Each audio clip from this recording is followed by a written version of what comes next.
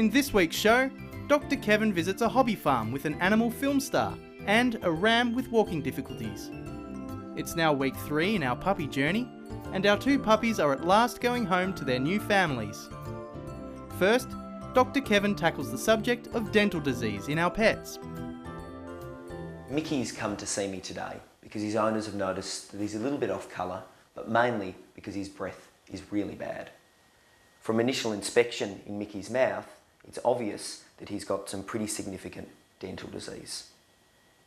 At the age of only 5, Mickey has a significant amount of tartar on his teeth, as well as some very painful gingivitis. But Mickey's not alone. 80% of dogs and cats over the age of 3 have irreversible gum disease. It's a silent, suffering sort of illness. With Mickey, his teeth are so bad, he's going to have them cleaned under a general anaesthetic, and we're going to possibly have to have a couple of them removed. Dental disease is something, however, that is totally avoidable. With the proper dental care in place, this sort of condition doesn't need to happen. Dental disease affects cats too. Oliver came in for his annual checkup, and on initial inspection inside his mouth, it was obvious to me that he was affected with gingivitis. Gingivitis is evident in Oliver's mouth by looking at that very nasty red line sitting above his teeth, as well as the moderate amount of tartar build up on his teeth. Now, gingivitis is a reversible condition. That means if we set up the appropriate dental care regime at home, we can remove this gingivitis. With Oliver, he may need his teeth cleaned later down the track, but at home, first, what we're going to do at home is implement a dental care plan to keep those teeth clean and recheck him in about a month's time. Good boy. Let's practice. Mickey's about to have his general anaesthetic to have his dental procedure performed. We're just about to place an intravenous catheter to administer his anaesthetic directly into his vein, just at the front of his leg here. Good boy. You just have to take this in now. That's a good boy. It's okay, Mickey. Count back from 10. Good boy. Okay, so first things we need to do is just probe some of his teeth. We can see all this yellow material is all the tartar. And this is tartar staining along his molars, along his canines, along his incisors. There's some gum regression across the top here. So Mickey's got, affecting this tooth, something we call periodontal disease. As mentioned earlier, gingivitis is reversible, but periodontal disease is irreversible. And this tooth is going to need to probably come out. But first things first, before removing any teeth, what we're going to do is remove all the tartar, and we'll assess the health of the teeth a little bit more fully once that's been done. So the tartar, or calculus, as we like to call it, comes off in big chunks, and this is just all bacteria sitting on Mickey's mouth and on his teeth inside his mouth. And you can imagine every time he's eating and swallowing, he's swallowing this amount of bacteria. It can get into his bloodstream, can lead to more serious problems like worsening of valvular disease in their hearts, as well as kidney disease. So this removes all the other finer and more attached tartar on their teeth. About to perform Mickey's first extraction. This very last, we call it a molar 1, it's going to come out very easily because it's so loose. Just came out that easily. So it's coming out very easily just due to severe periodontal disease. Healthy teeth, as you would imagine, are very difficult to remove, but dogs that have teeth afflicted with periodontal disease, their teeth that come out very early because the ligaments that hold the teeth in place, the bone, what we call the alveolar bone, which the teeth are kind of embedded in within the jaw, are all infected and inflamed. All those ligaments are broken down, so the tooth just comes out very, very easily. So we'll work on his other side now. So remove quite a few teeth from Mickey. I promise you he's going to feel a whole lot better after having these done. So we've just finished Mickey's dental procedure, and as you can see, we've removed all the calculus and tartar that was affecting all his canines and his premolars. He has had to have a few teeth removed. In fact, he had 6 of his molars and incisors removed because they were so severely affected. But I'm sure when he wakes up the next couple of days, Mickey's owners are going to notice a significant improvement, not only in his breath, but in his general demeanour as well. He's going to feel a lot happier and brighter without having that infection in his mouth and without having those sore teeth. So what we're going to do is we'll move Mickey into our recovery area now, and Sarah, my nurse, will watch him until he makes a complete recovery. So Mickey's about to go home. We'll have a look now and see how much better his teeth look. No more tartar, no more bacteria. His breath certainly is much better, and he's certainly going to be much healthier and happier having those teeth sorted. What we're going to need to do with Mickey's owners is explain to them, I need to see Mickey on a regular basis. He's going to have a new dental care implemented at home. I'm going to teach his owners how to brush his teeth, and I need to see him back every few months for a dental recheck. Visiting the vet once a year for a dental check is like us going to the dentist once every 7 years. A lot can happen in 7 years, so it's important that we have these dental rechecks to make sure our pet's teeth are looking as good as they should. Hey Mickey, ready to go home? Good boy. That's practice.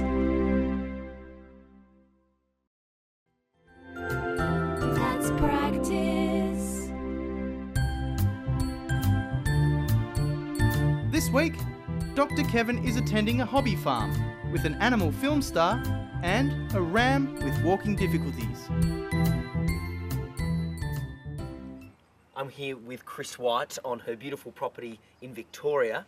Nice to meet you, Chris. Hi, Dr. Kevin, how are you? I'm really well, thanks. Excellent. Now, we're here today, obviously, to see you view your beautiful property, but I've been told you've got a couple of famous pets, is that right? Yes, I've got one right here, actually. Excellent. This is Polo. Yep.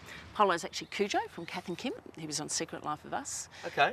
As Buddha, so he has Yep. to get used to different names. Yes.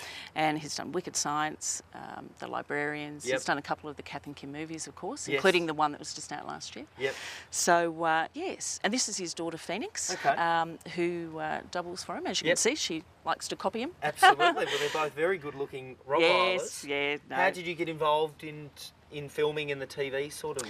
I think through atmosphere? the obedience. The film crew went to the club and they wanted an obedient dog. Every minute on TV is worth a lot of money. You've Yep. got a lot of people on casts and sets, Yes. so you can't have the dog sort of mucking up and costing extra time. So, Well, he must yes. have quite the portfolio. Oh, he does. Yes, yes. Now, I can see some alpacas behind us yes, here. yes, that's right. Can you tell me a little bit about them and their kind of use, or why you've got them here on your property? Yeah, we've got a 23-acre hobby farm, and they're a nice alternative to sheep, and they come in so many different colours, and Yep. they're very low maintenance, Yep. and it's just beautiful. They're actually a herd guard for sheep, so Yes. normally they would chase off foxes and rabbits and things like that. Yep. So that's all very good. You shear them once a year. Okay. They live till about 16 to 18. Wow. Yeah, so yeah, And just then, really. and then the wool gets Yes. processed. Yes. I mean, certainly alpaca clothing is quite expensive and quite well sought yes, after. Yes, So it's different to sheep because there's no lanolin in the wool, and it's Okay. extremely soft. yes. So I'd love to have a look around. Well, perhaps Mitch could take you on a guided tour. Okay. Well, that sounds like a great idea. Who's Mitch? Oh, I think you'll find out later. Okay. He's our resident tour guide. Excellent. So one of the reasons we're here also, Chris, is because you've got an injured ram, is that right? That's right, yes. We've got Charlie, who's 8 months old. Okay. He was injured by one of the other sheep. Not quite sure what's going on. He can walk forward, but he can't walk backwards, and he sits down and sometimes he falls over. So, Poor guy. yeah, so he's not doing too well. So Certainly happy to give him a bit of a check over, Excellent. a bit of an examination, see what's going on. One of my reservations is that, obviously, being a big, solid ram, is he easy to handle?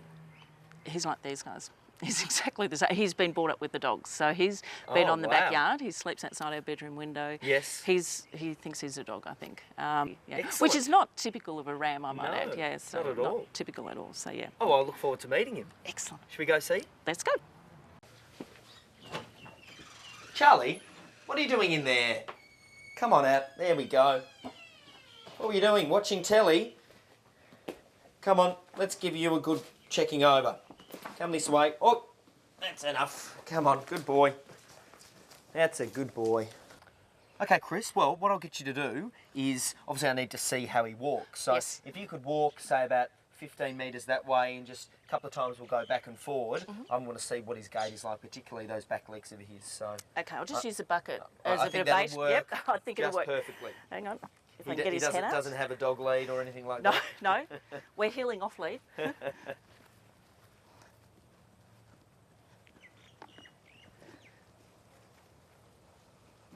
Charlie, Yeah, that's where he really struggles. Charlie. Good boy. What we'll do is I'll just check, hit those reflexes a little bit closely, and we'll have a feel of those joints as well. Excellent. Good boy, Charlie. But you're right, he's very, very easy to examine. Yes. Good boy, Charlie. I'll just put it up like that. Do you want me to hold his head or No, is that's without the that's bucket? pretty Yeah. good. We'll see how he goes first. I'll just check his right leg first. We'll just manipulate it and have a feel. Check with the obvious foot problems. There we go, good boy.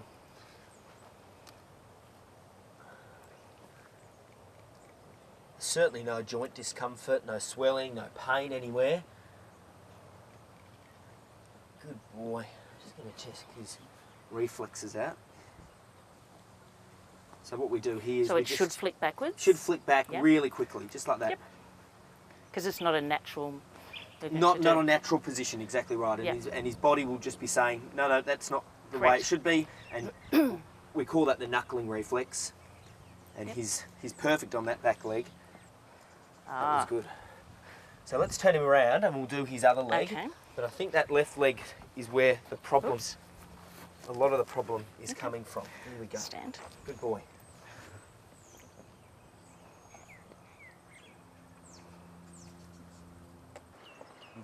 Good boy. Yeah. Yeah, he's quite happy to leave it there, isn't he? Quite Yeah. happy to leave it And that's there. one you said he's dragging. And that's Yep. the same leg that he drags. So Yeah.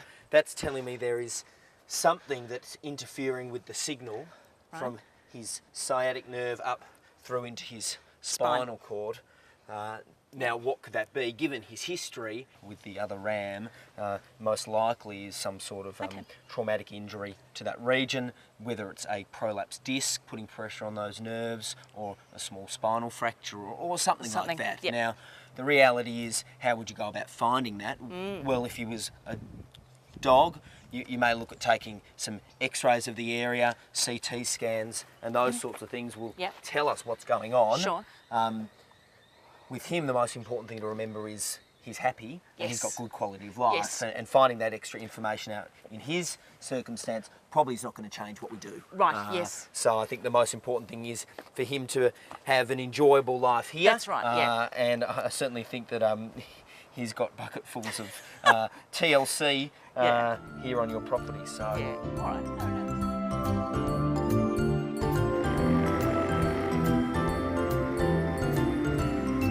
Hi, Chris. Hi, Kevin. This is Mitch, your tour guide. Wow, he's a little bit smaller than I expected. Good things come in small packages. Wow, you're a lucky boy to have all this. Some Maltese Terriers would die to have all this. Good boy. That's looking good, isn't it? Good man. Okay, good boy. Just pop it into gear for me, Mitch. There we go, thanks. There we go. We'll take this corner. There we go.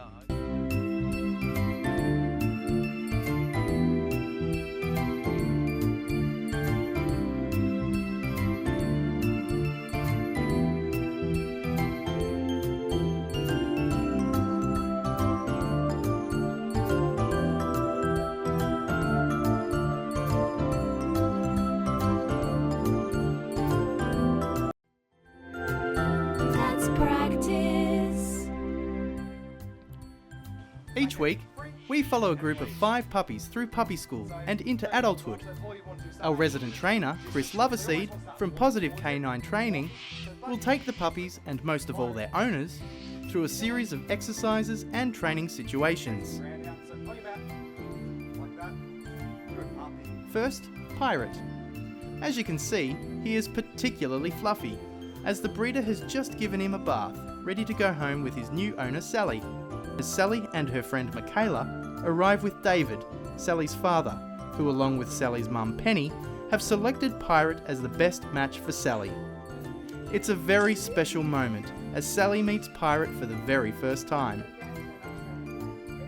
While David gathers all the information from the breeder as to what Pirate is currently eating, his routine, grooming tips, and where to find out more information on the Old English Sheepdog breed, Sally takes the opportunity of comforting Pirate, who will experience many things today for the very first time. Once the paperwork is complete, Pirate gets his last chance of having a play with his sisters. One, Audrey, now named Penny, will stay with her mum Betsy and become a show dog. It is hoped that she will also be a mum in the coming years. Goodbye said, it's time for one of Pirate's first new experiences. Sally holds Pirate as she takes him to the car for Pirate's first car trip. This first trip can be stressful for new puppies. The sound, smell, and movement of the car is very different to the puppy's surroundings for the past 8 weeks. It's not a long journey to Sally's home, and Pirate will soon be experiencing more new sights, smells, and other animals. Sally shows Pirate his new surroundings, which he will very quickly become familiar with. But first, it's baby steps, as Pirate sniffs and checks out his new environment. It is very important for new puppies to get into a routine, especially during toilet training. So Sally takes Pirate to the spot he will be encouraged to use from now on. Sally and her family also have other pets, and Pirate gets to have another new experience when he meets Sally's cat.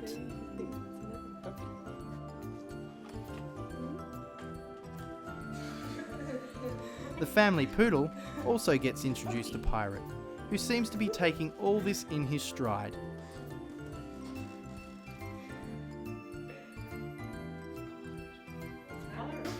So Sally, why an Old English Sheepdog?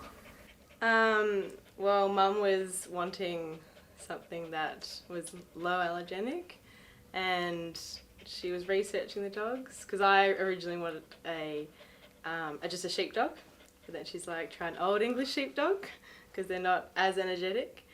And then she showed me a picture of them and they were so fluffy, so I was like, it's done, Old English Sheepdog. And how's it been for you being overseas while the selection process has been going on? Oh, it's been really tricky because I've had to watch them cuddle Patrick as Pirate as a young little puppy, and I've been very jealous missing out.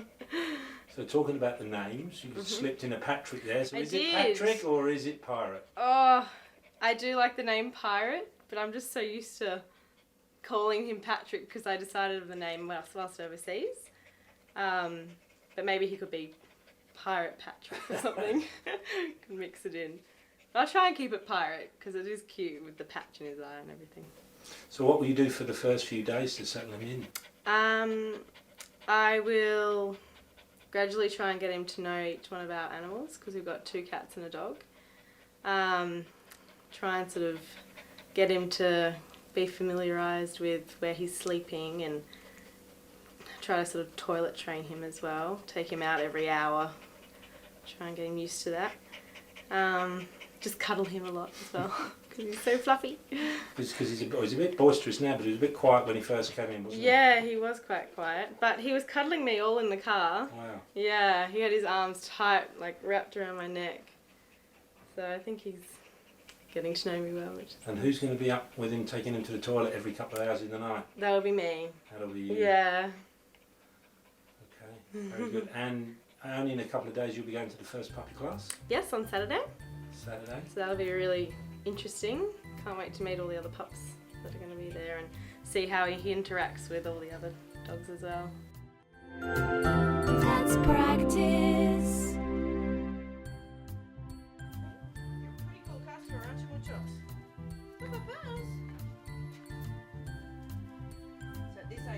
It's also time for Silverboy to leave his siblings and head home with the Sandersons.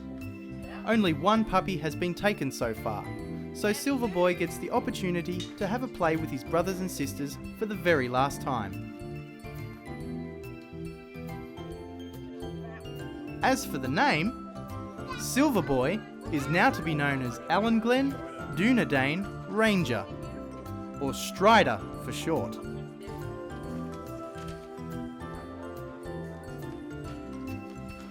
The breeder Megan, who is also a vet, is meticulous with the paperwork and guidance for Andrew and Steph, although she knows these guys are great at bringing up puppies, as they have done well with Silverboy's auntie, Arwen. That's good. That should be his leader. Time for the final goodbyes, and all jump in the car after putting Strider in a crate in the rear. As the car arrives at home, we can't help noticing Strider has magically got to sit on Steph's lap. Apparently, Strider started crying from the moment he got in the car, so a quick pit stop and Strider was comforted on his first car journey. It is not good for dogs to have a bad experience early on, as this can stress them and put up a resistance the next time the dog sees the car. As with Pirate, Strider is taken straight to where he is expected to go to the toilet. Good boy, and heaps of praise to reinforce the behaviour. An introduction to Strider's aunt is prepared. Let's see how they both react.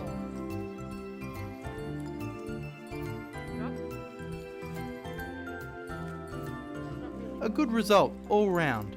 A few minutes at a time will help settle them both.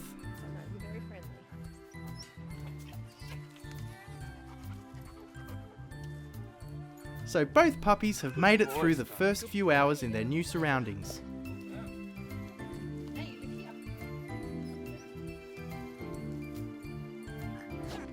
Next week, Strider and Pirate will be joined by 3 other puppies as our trainer Chris, the owners, and all the puppies come together for the first time at the puppy school class.